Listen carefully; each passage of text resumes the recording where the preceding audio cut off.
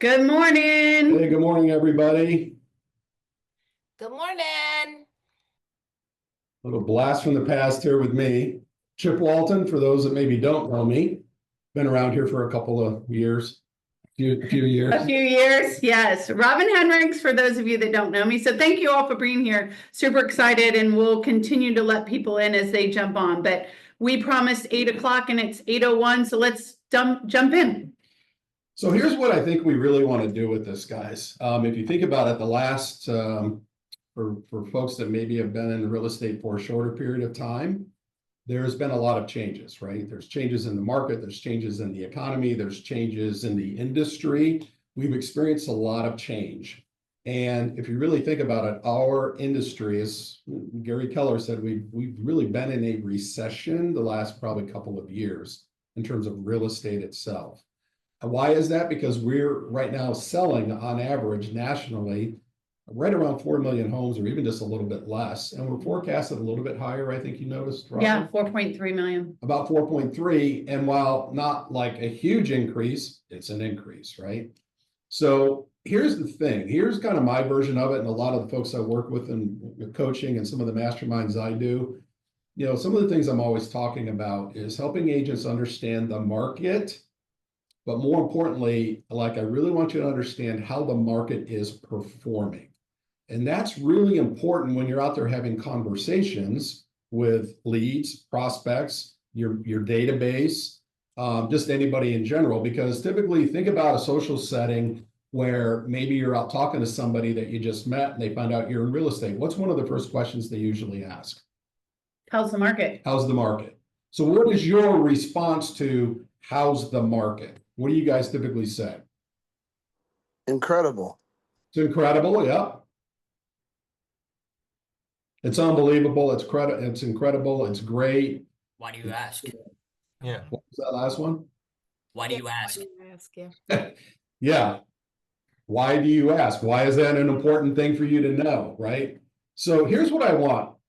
I want you guys to have a level of confidence, regardless of where you are in your business, wherever you are in your skills or your journey, how long you've been in the industry.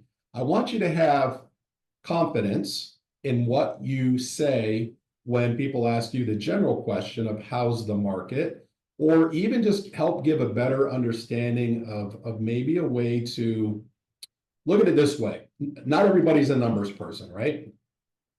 Some people will kind of glaze over when we start talking about numbers and data. But if I could show you a way that you can explain numbers and data to people in a way that helps them maybe visualize it more, and or you're almost like you would be able to help a sixth grader understand how's the market, it will go a long, long way for you to be able to help more people. Well, and I think the thing about that is, Chip, too, is it takes the emotion out of it. I know I was watching the news this morning and it's all doom and gloom. If you listen to that, you're probably not going to move or make a decision based on what you're hearing in the news unless you know a different fact. Right? Well, like, okay, so you can look at things from a macro perspective, like think about national economics, right? Or national numbers that we just shared. Okay, that's important for us to know. Yet at the same time, how does that interpret for us locally? What should we be looking at locally? I mean, there's two key reports I look at in MLS. I watch all the time, you know, usually weekly, because what it does is that it starts giving me an idea of how the market is performing. And that way, when somebody asks me, how's the market, or what's going on, or is now a good time to buy, or maybe I don't want to buy right now, I'm thinking because my uncle said it's a terrible time to buy real estate. I don't know, is it or isn't it? And if I give you the right information, if I give you actual information, that may help you make the right decision for you at this moment in time.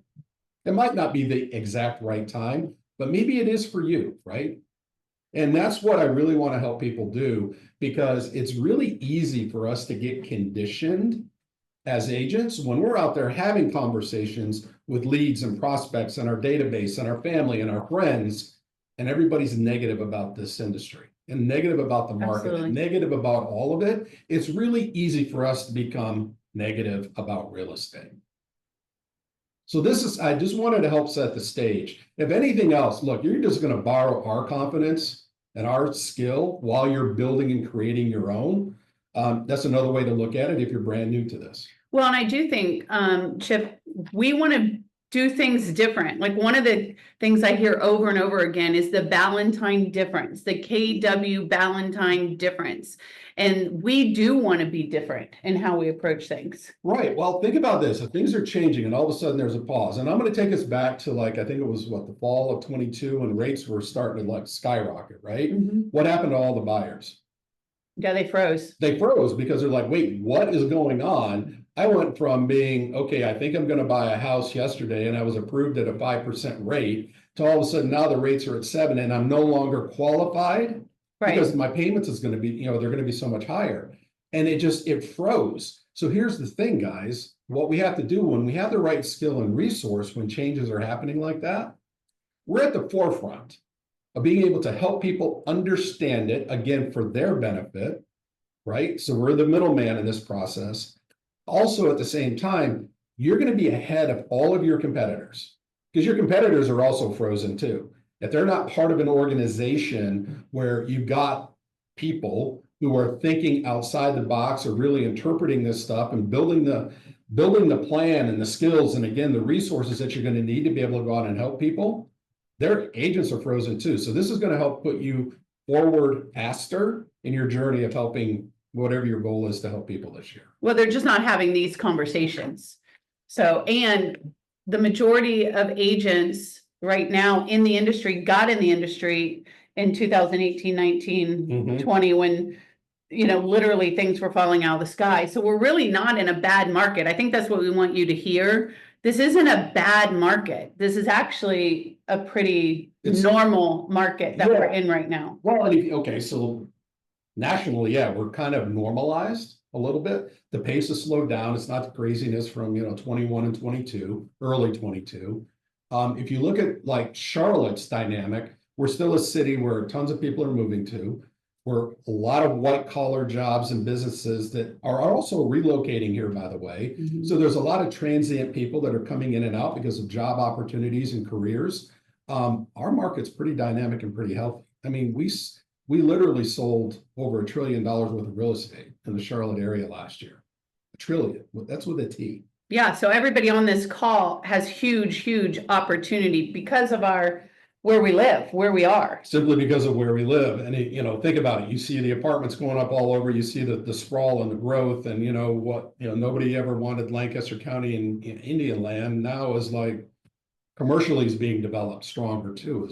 So the growth will continue in our market. Look, I've lived here since '86. I don't think the place has ever stopped growing. Right. It's had some slow moments, and in my real estate career, I went through the 2008, 2009, 2010 times. Talk about a significant change in the approach and understanding and the skill necessary when, sellers are going to be sitting on the market for 20 months. And that's normal. Yeah. Go into a listing appointment and have that conversation. So again, it's the skill and the confidence, the resources, the things that I know, because I continue to help agents all over the place. And so this is what I want to do for you guys. Yeah. This is what we want to do. Yeah, this is what we want to do. So let's talk about, Chip, I'm an agent. I've got some clients that are all doom and gloom. They're not sure, what to do, how to do it, when to do it. How do I have that conversation with them immediately? What do I need in my arsenal to be able to take that emotion out of their decision making? I think the first thing you have to do, I know the first thing you have to do is you've got to take Robin's example and you got to do a deeper dive with it. You just got to go in and figure out where is their thinking? What is it really about? What's their true motivation? Let's say they're a buyer. Okay, what was the real reason you wanted to buy a house? Not whatever, right? Just think about whatever their reason is and keep that on the forefront because it's the motivator that will drive their future decisions. Our job is to help them keep clarity on their motivation and we're the resource that's going to help them through the things that they perceive as challenges, right? So if we start there and then we work backwards in this process and we go, okay, so what do you think about the market? You're saying maybe you want to wait and not buy. Why is that? What is it you're hearing and where are you hearing it? Like, what's their source of information?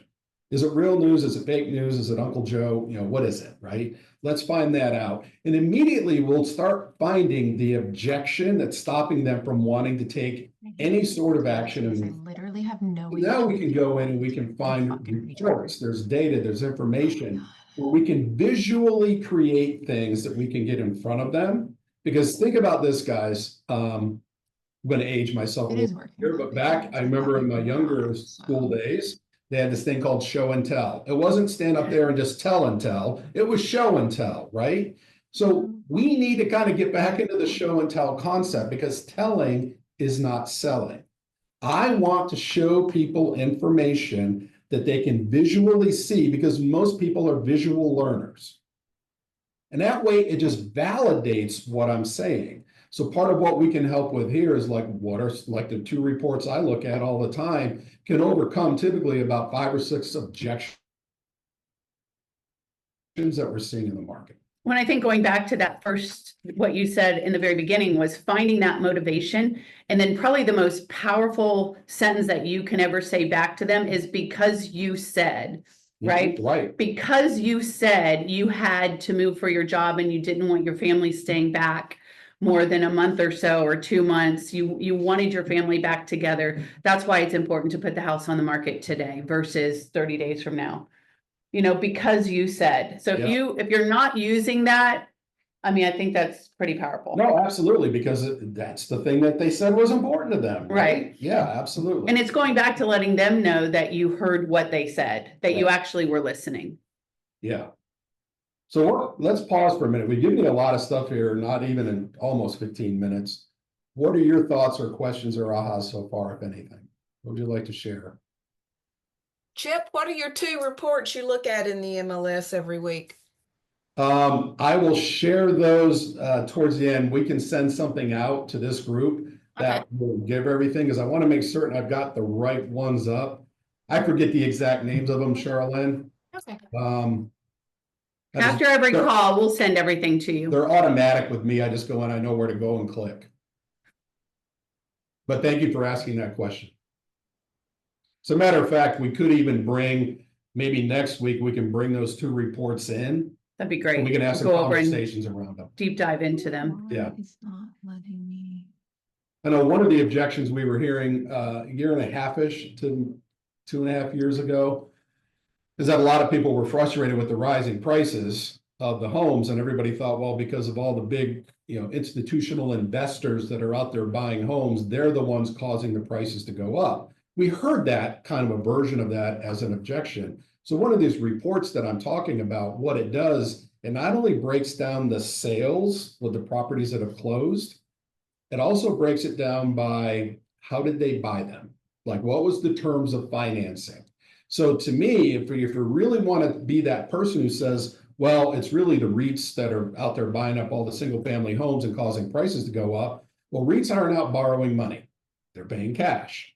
And guess what? Historically, we started watching over the course of weeks and months and eventually a couple of years that in our market, typically 18 to 20% is the amount of homes that are actually purchased with cash.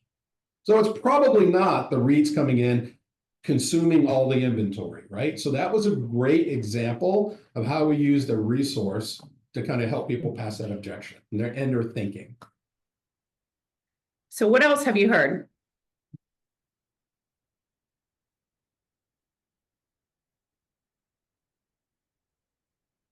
The awkward silence, Chip. So here's what we would ask. Wait, Fatima's got, Oh, I'm sorry, go ahead. The economy is very unstable. Every day we wake up, there's something different.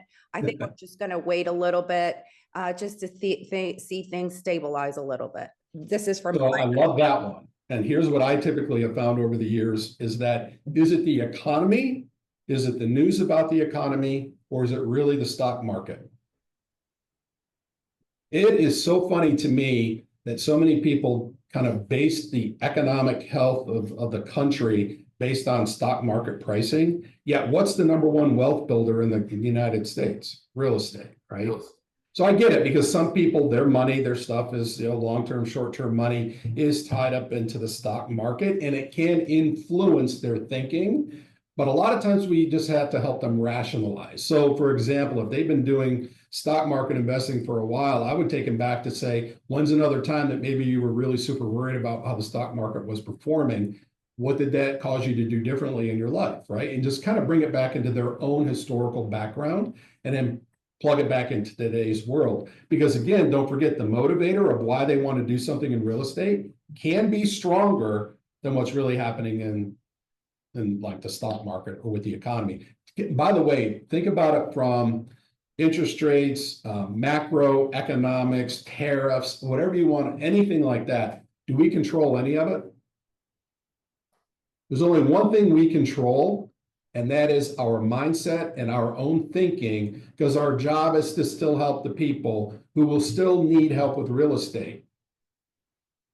4 million units, or 3.9 million units in the United States, is a low number of homes. That took us historically back to what? Early 80s or yeah. something? Mhm. So think about it, 40 years, it's been 40 years since we sold that few homes in the United States. It wasn't zero, was it? So no matter what is happening in the economy, people still have needs that are greater than what they're worrying about maybe economically. Because we still sold them almost 4 million homes. Well, and I think too, the one thing that you know for sure, like 100% sure, is that you can get the highest price for somebody's house today.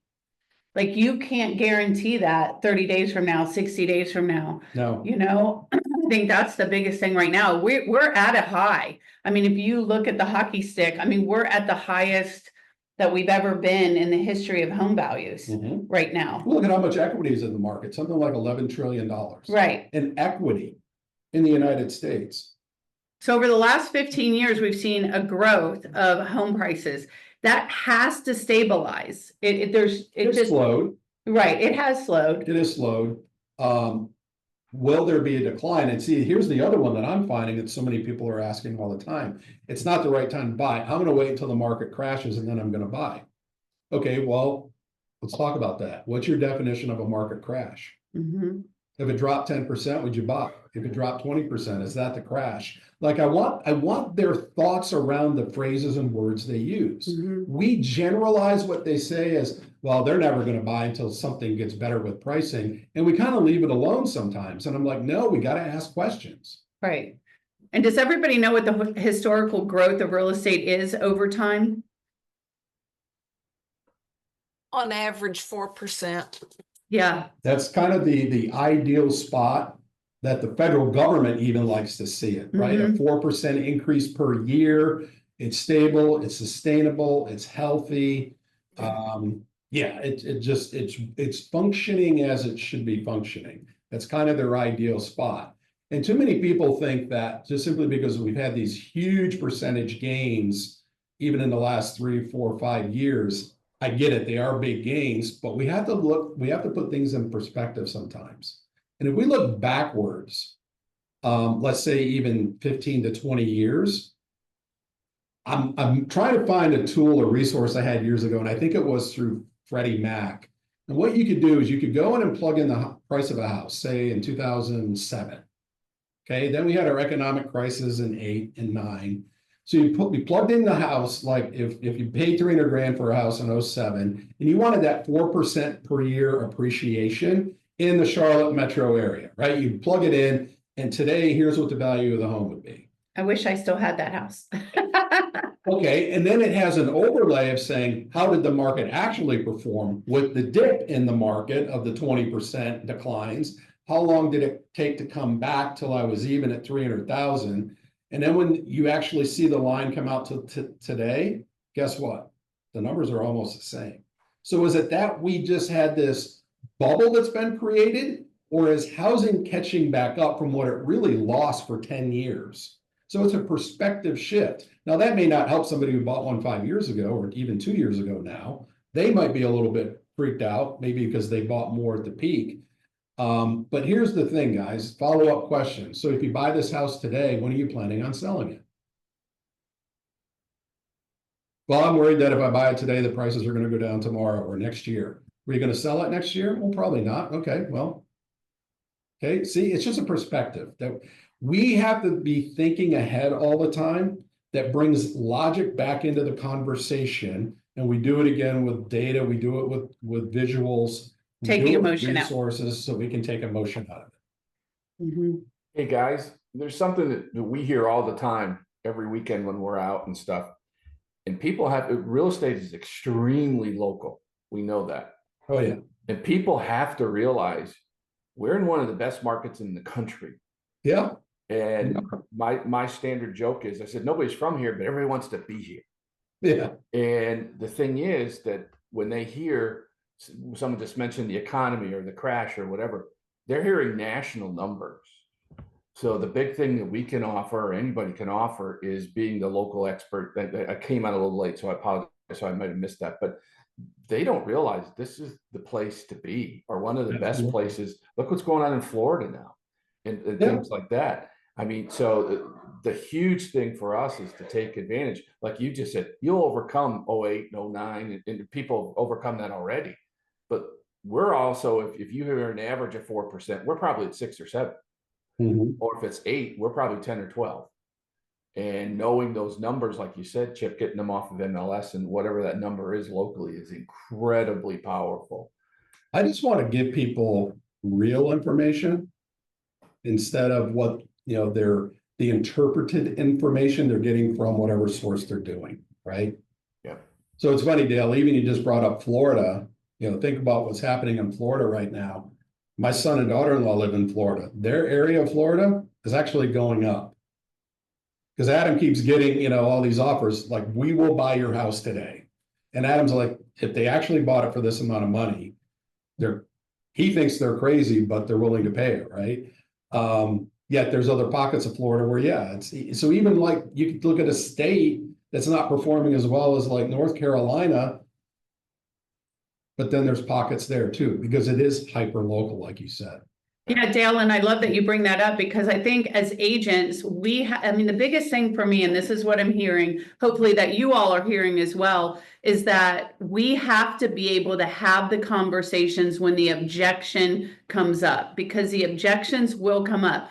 I think it was Fatima that said that you listed a bunch of objections that you're hearing. Are you skilled with the knowledge to be able to handle that objection to change the conversation? And if you're sitting there like, oh, I'm not sure, then being on this call every single week, we're going to give you those tools and resources so you can become that expert and have the confidence to have those conversations. So if I were able to pull a couple of reports and we could sit down and look at them, and it helped you make a more informed decision about buying this house, would you find that 15 minutes of your time valuable? Quick script, it's easy. That's the kind of script that I want you guys to kind of think in your head, not trying to think about the actual words to come over the objection. Your job is to get in front of them and provide value. And so really, we really want you to be like a high value agent in these changing times in the market, in the industry. And this is, again, what we'd like to see from the call. Yeah. So tell us we would really love to get some feedback on what you would like to see moving forward. I know we have about 6 minutes left, but we really just wanted this to be kind of an opener, get to know everyone and get to know what you really want to see and hear about. Hey, good morning, Robin and Chip. First Hey, and foremost, TJ. hey, buddy. First and foremost, just thank you guys for doing this, because I think number one, Chip always did this for years, and I think it's great that we're bringing it back, that we can still have these conversations and really get everybody on the same page. When it comes down to it, the biggest takeaways that I have and the biggest things I think we need to continue to explore, number one, to Dale's point, what's going on in the market changes, the market shifts. And going back to Chip's point about, what we're seeing in the economy, and what my guys, we have a whole script around, second largest financial institution in the country. I think we have it very easy here. And I don't mean easy as in real estate's easy. I mean, imagine if you're sitting out in Des Moines, Iowa, right? You don't have the financial economy that we have here in Charlotte. That's going to continue to enhance our growth over the next couple of years, so we can actually say with confidence that, you know, when home prices suffer in other areas of the country, it's probably not going to suffer here as much. And so that should give us a lot of confidence to go out and have these conversations and capitalize on the Charlotte market. So again, thank you guys for doing this. I love this.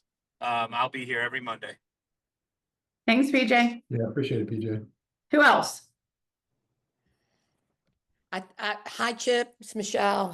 Hey, Michelle, how are Good. Hey, you? great to see you. Good. Oh, Good. hi, Michelle. I'm here too. Hey, oh, Robin, I saw you. Hey, Rob, I see you all the time. We I share don't the see Chip screen. all the time. I know. Hey, that's who that blonde girl is. All right. Hey, listen, just love this. Glad you guys are doing this. And I want to just piggyback on something you said. I think, you know, I think 100% you got to educate them on the market, right? And what's going on. But also, I think the conversation is the relationship, and the relationship is the conversation, right?